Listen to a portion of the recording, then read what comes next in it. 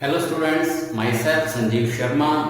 और जो आज अपनी साइंस की क्लास है, इसमें जो हमारा टॉपिक रहेगा न्यूट्रिशन इन प्लांट्स में हम सेल को डिस्कस करेंगे आज। जी हाँ, क्लास 7th का चैप्टर फर्स्ट है। इसमें जो आज हमारा मेन डिस्कशन रहेगा वो सेल के लिए, भाई सेल क्या होती है, क्या इसके फंक्शंस हैं।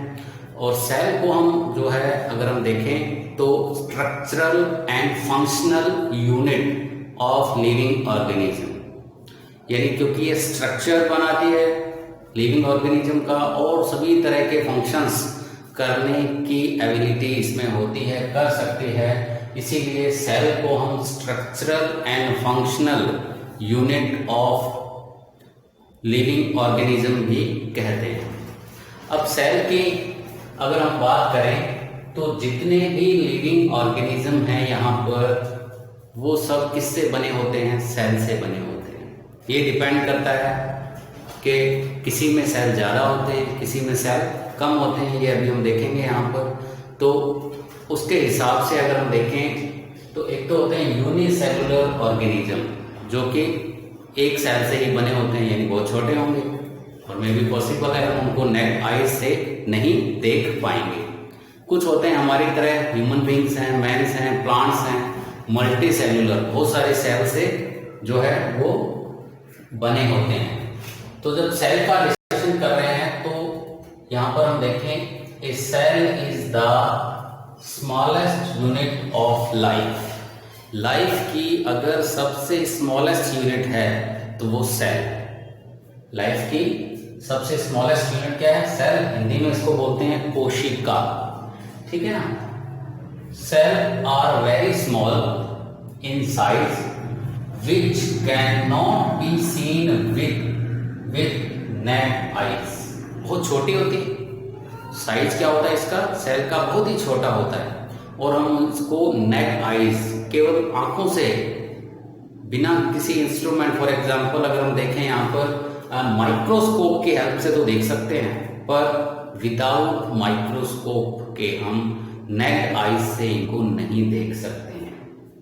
अब सेल बहुत छोटे होते हैं, ठीक है, लेकिन फॉर्मेशन कर देते हैं तरह तरह के ऑर्गेनिज्म का। इसको समझने के लिए एक अच्छा सा एग्जांपल लेते हैं।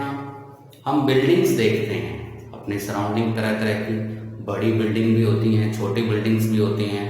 स्कूल की बिल्डिंग्स आपने देखी होंगी, कॉलेज की बिल्डिंग, बड़े बड़े हाउसेस, घर, फार्म हाउस, सब बिल्डिंग्स। बट अगर देखें तो ये सभी बिल्डिंग्स जो हैं किससे बनी होती हैं? ब्रिक्स, ईंटों से बनी होती हैं। तो वो जो ब्रिक्स हैं, ईंटें हैं, एक तरह से अगर हम देखें तो सेल की जगह हम इनको देख सकते हैं। किसकी जगह देख सकते हैं हम इनको? सेल की जगह। मीन्स जो बिल्डिंग्स हैं वो किससे मिलके बनी हुई हैं? ब्रिक्स से।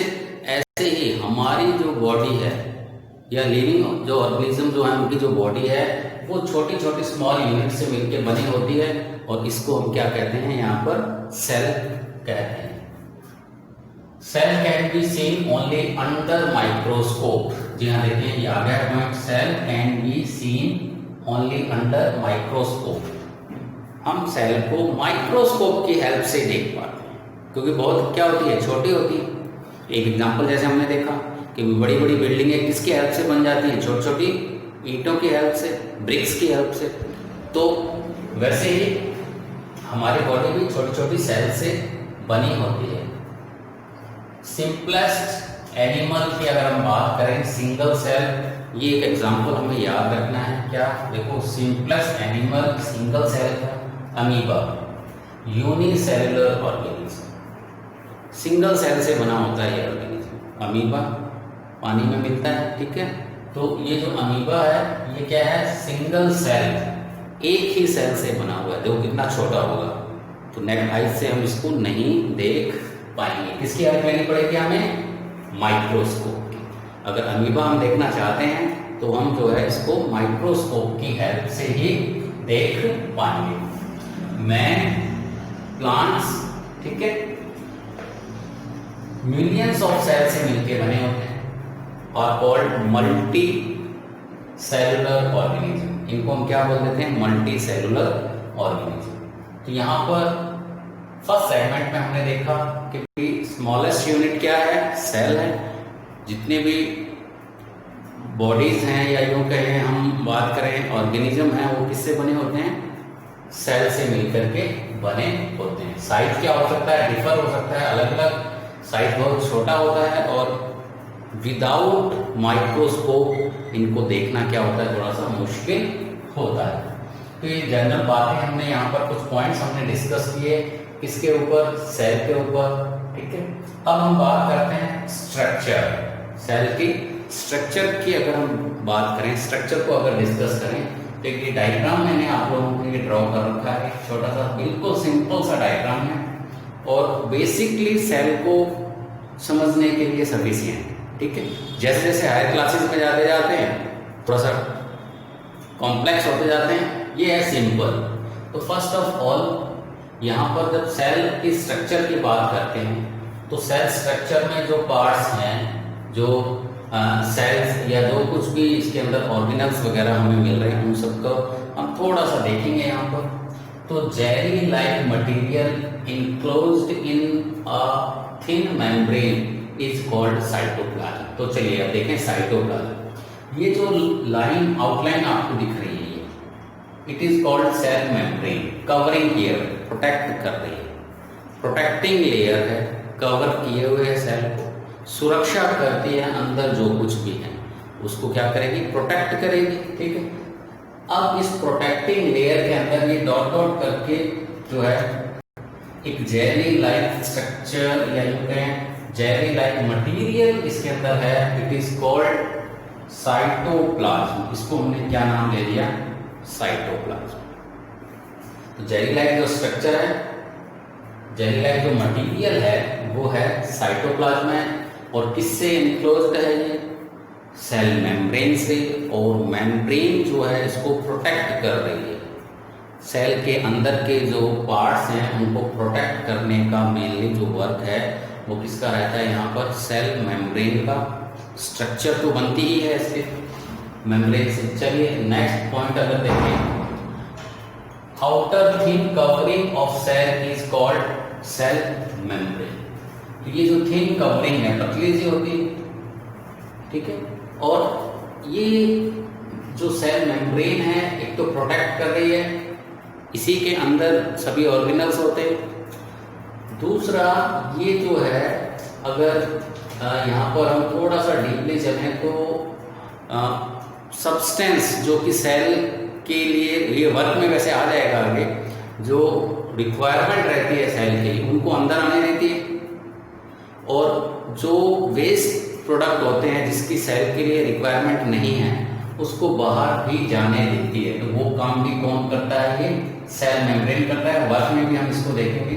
तो स्ट्रक्चर फर्स्ट ऑफ ऑल देख लेते हैं। स्ट्रक्चर में ये जो लाइन दिख रही है आपको, ये सेल मेम्ब्रेन है और इसके अंदर जो है ये देखिए हमने लिखा है साइटोप्लाज्म, साइटोप्लाज्म। ये सारा का सारा साइटोप्लाज्म इस मेम्ब्रेन में, या यूं कहें मेम्ब्रेन जो है वो साइटोप्लाज्म को क्या किए हुए, कवरिंग किए हुए है। नेक्स्ट अगर देखें तो इसमें large spherical structure in centre is called nucleus. अब सेंटर में ये स्फेरिकल स्ट्रक्चर, ठीक है, ये न्यूक्लियस है। अभी हम स्ट्रक्चर देख रहे हैं, हमें क्या क्या बनाना है, इसमें ड्रॉ करना है। तो ये न्यूक्लियस हो गया। न्यूक्लियस के बाद यहाँ पर अगर हम देखें नेक्स्ट जो है क्या, माइटोकॉन्ड्रिया आर आल्सो प्रेजेंट। ये माइटोकॉन्ड्रिया है, इट इज माइटोकॉन्ड्रिया।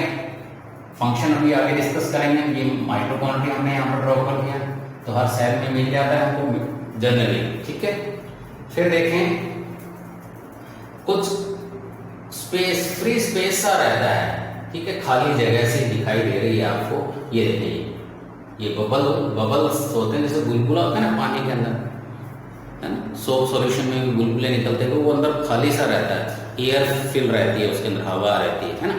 ये वही उसी तरह से कुछ बबल्स लाइक, तो tiny air space in the cytoplasm which are called vacuoles. तो एक और आ गया, ये छोटे छोटे बबल्स लाइक कह लो या एयर स्पेस होती है, इसको क्या बोल देते हैं, वैक्यूल।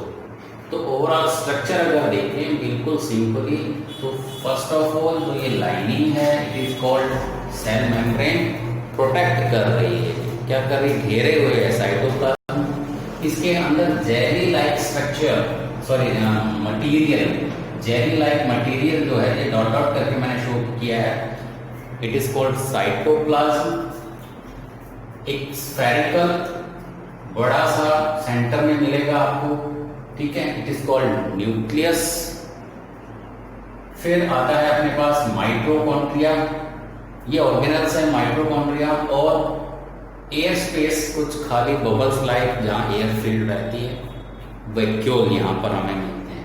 ये हम स्ट्रक्चर यहाँ पर इस तरह से, तो ये एक एनिमल सेल, इसकी स्ट्रक्चर होगी अपने पास ये, इट इज एक एनिमल सेल स्ट्रक्चर हमने यहाँ पर ड्रॉ कर लिया। अब इनके फंक्शंस को हम थोड़ा सा देखेंगे, भी एक इंपॉर्टेंट क्वेश्चन रहता है, स्ट्रक्चर के साथ साथ फंक्शन भी, जो जो हमने यहाँ पर स्ट्रक्चर देखी हैं या मटेरियल है, इन सब के फंक्शन को अगर हम डिस्कस करें तो देखें यहाँ पर ये फंक्शन है कुछ हमारे पास, functions of all the parts of cell.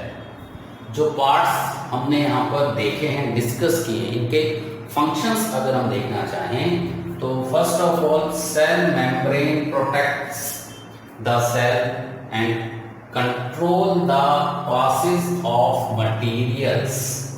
तो देखिए आ गया वर्क अब अपने लिए यहाँ पर क्या है, तो सेल मेम्ब्रेन का जो मेन वर्क निकल के आता है, प्रोटेक्ट करना। क्या करना? प्रोटेक्ट करना। किसको? जो भी ऑर्गेनल्स हैं अंदर, जो भी अंदर मटेरियल है उसको क्या करना? प्रोटेक्ट। और इसके अलावा क्या है? Controls the passes of materials. जो भी मटेरियल मैंने अभी बताया था, कुछ मटेरियल रिक्वायरमेंट रहती है सेल के लिए तो वो बाहर से अंदर आ जाएगा, कुछ वेस्ट प्रोडक्ट बन गए, अब नहीं है रिक्वायरमेंट सेल में, अंदर उनकी जरूरत नहीं है, कचरा है, वो क्या चले जाएंगे? बाहर चले जाएंगे। ठीक है ना। ये काम कौन करता है? ये जो लाइनिंग मैं दिखा पा रहा हूं आपको ब्लैक कलर से, ये लाइनिंग यानी सेल मेम्ब्रेन। नेक्स्ट जो पॉइंट रहता है न्यूक्लियस। तो न्यूक्लियस तो बहुत ही इंपॉर्टेंट है और होल सेल प्रोसेस को, पूरे सेल कैसे काम कर रही है, पूरे सेल के प्रोसेस को कंट्रोल करता है। ऑर्गेनल्स सही से वर्क कर रहे हैं या नहीं कर रहे हैं, है ना, मटेरियल का ट्रांसपोर्टेशन सही से हो, यानी पूरे सेल का कंट्रोलिंग पावर जो होती है वो किसके पास होती है? न्यूक्लियस के पास में होती है। ओके, तो न्यूक्लियस पूरे सेल को क्या कर रहा है? कंट्रोल कर रहा है यहाँ पर। अब आगे देखें तो nucleus control all the activities of cell. Very important, ये वर्क जो भी हैं इनके ऊपर छोटे छोटे क्वेश्चंस बन जाते हैं, है ना, तो ये हमें थोड़ा सा याद रखना पड़ेगा। तो nucleus control all the activities of cell हो गया अपना। माइटोकॉन्ड्रिया जो है, अब देखो ये माइटोकॉन्ड्रिया, ये is called the power house of cell. देखो किसी भी सेल हो, ऑर्गेनिज्म हो, उसको वर्क करने के लिए एनर्जी की रिक्वायरमेंट रहती है। बिना एनर्जी के हम लोग अपने ऊपर ही अगर इसको देखें तो अगर हम एनर्जी नहीं ले पा रहे हैं, यानी फूड नहीं ले पा रहे हैं, हमें कहाँ से मिलती है एनर्जी? फूड से। अब खाना देना बंद कर दो तो काम कर पाएंगे क्या? ज़्यादा दिन नहीं कर पाएंगे। ठीक है, तो वही बात है, सेल को भी एनर्जी की रिक्वायरमेंट रहती है। तो जो माइटोकॉन्ड्रिया है वो इस पूरे सेल का एक पावर हाउस है। जैसे अपने सिटीज जो होते हैं, शहरों में पावर हाउस होते हैं, इलेक्ट्रिसिटी की क्या करते हैं? सप्लाई वगैरह होती है, वहाँ से कंट्रोल होता है ना, वही। तो अब क्या है, ये पूरी एनर्जी किसको? सेल को जितनी भी एनर्जी चाहिए वो, या जितनी भी पावर चाहिए उसको, पावर हाउस ऑफ सेल, क्योंकि सारी की सारी एनर्जी इस पूरी सेल को कहाँ से मिलती है? माइटोकॉन्ड्रिया से मिलती है। और बहुत ही इंपॉर्टेंट क्वेश्चन है, power house of cell higher classes में भी इंपॉर्टेंट है, यहाँ तो है ही है, ये देखें आप। तो अभी से आप इसको थोड़ा सा हाईलाइट कर लें या नोट्स में आप थोड़ा अच्छे से इसको अंडरलाइन कर लें। तो mitochondria is called power house of cell. अब आता है vacuole is hold air water and food particle. ये वैक्यूल खाली जगह से होती है यहाँ पर छोटी छोटी, ये एक ही बनाइए, एक से ज्यादा पॉसिबल है यहाँ पर, है ना। तो अगर एक से ज्यादा बनाते हैं तो कंजस्टेड सा हो जाता है, समझने में दिक्कत होती है, हमने एक ही बना लिया। तो ये वैक्यूल जो है, वैक्यूल वास्तव में क्या करती है, तो यहाँ पर देखें vacuole is hold air water and food particles, इन सबको होल्ड करती है कौन, वैक्यूल। फिर आता है साइटोप्लाज्म जो है, अब ये जो सारा भरा हुआ है सेल के अंदर, it is called cytoplasm, jelly like है। तो cytoplasm is to carry out all the activities of life process, जितनी भी लाइफ जीवन से संबंधित एक्टिविटीज हैं, मेटाबॉलिक जिसको हम बोलते हैं मेटाबॉलिज्म, ठीक है ना, हमारे जीवन से संबंधित लाइफ से रिलेटेड जितनी भी एक्टिविटीज हैं वो सारी एक्टिविटीज कहाँ पर होती हैं, ये साइटोप्लाज्म। तो साइटोप्लाज्म भी हो गया। तो ये जो है, अब हम यहाँ पर देखें तो सेल क्या है, ठीक है, फंक्शनल एंड स्ट्रक्चरल यूनिट बहुत ही इंपॉर्टेंट है। इसके अलावा सेल का साइज पर हमने डिस्कशन कर लिया, यूनिट ऑफ लाइफ है और स्मॉल होती है, अंडर माइक्रोस्कोप हम इसको क्या कर सकते हैं, स्टडी कर सकते हैं। फिर इसकी स्ट्रक्चर हमने डिस्कस की, भी कौन कौन से पार्ट्स हैं इसके अंदर, वो बकायदा यहाँ पर देखो मेंशन किए हुए हैं डायग्राम में। और जो थर्ड पोर्शन था यहाँ पर इसके फंक्शन, यानी जो कुछ यहाँ पर हमने देखा है, चाहे माइटोकॉन्ड्रिया हो, न्यूक्लियस हो, वैक्यूल्स है, साइटोप्लाज्म, इन सभी के फंक्शन जो है भी हमने यहाँ पर डिस्कस किए। आज की क्लास में इतना ही। Thank you very much.